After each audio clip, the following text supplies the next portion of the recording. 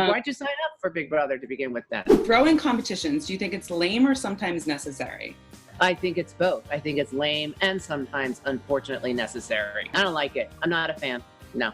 What about floating? Do you think it can be a strategy or do you think it's a lack of strategy? I hate it. I think it's a lack of strategy. That doesn't mean it doesn't work. We've seen it work.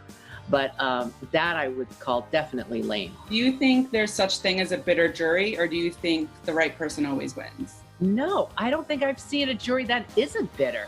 That jury is always bitter. It's like bitter is synonymous with jury in the Big Brother house. Always. Who's a player that you want to see play again?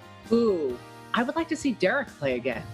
You know, he played a masterful game, but no one knew he was an undercover detective. Now everyone knows, and he definitely would have a target on his back. I'd like to see him do it again. Who's the best player to never win in your eyes?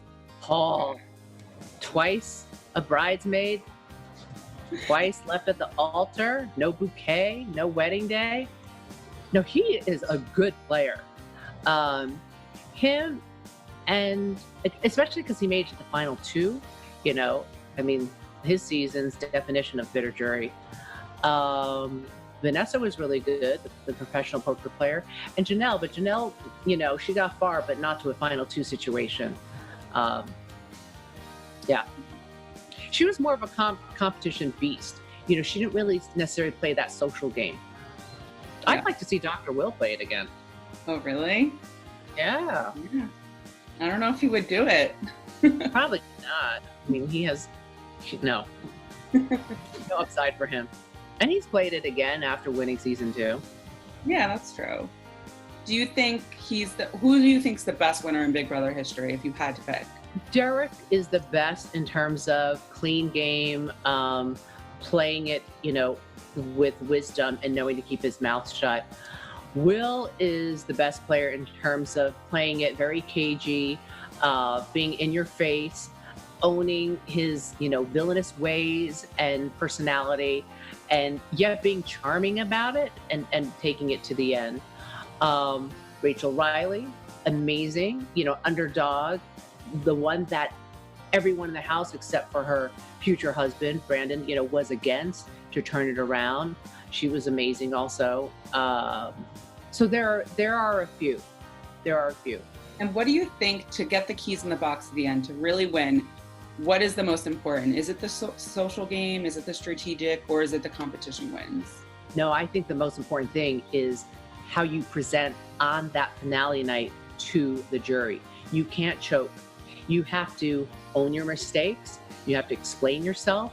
You have to be quick on your feet. You have to show remorse. You have to show honesty. You can't, you know, I think that's what cost Paul the game.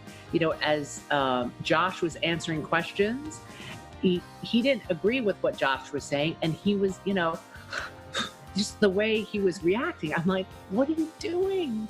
You know, like, you're right to feel that way, but don't show it. You know, I think it all boils down to how you present to that bitter jury that night. True. And I mean, we saw Dr. Will almost lose season 2 because when he had to face the jury, you know, he had played a masterful game, but it wasn't his smoothest, but he eked out a win. In terms of All-Stars, do you prefer Big Brother 7 or Big Brother 22? Like, which one do you enjoy more? Maybe Big Brother 7. I mean, Janelle was in both. Kaser was in both.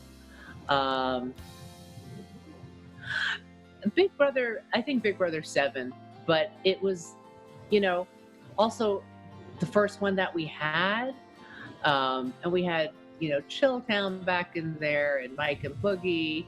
And last year was just so, you know, unsettling with COVID, you know, it's also kind of a bummer having to interview them with their masks on as they came out, which will not be the case this summer.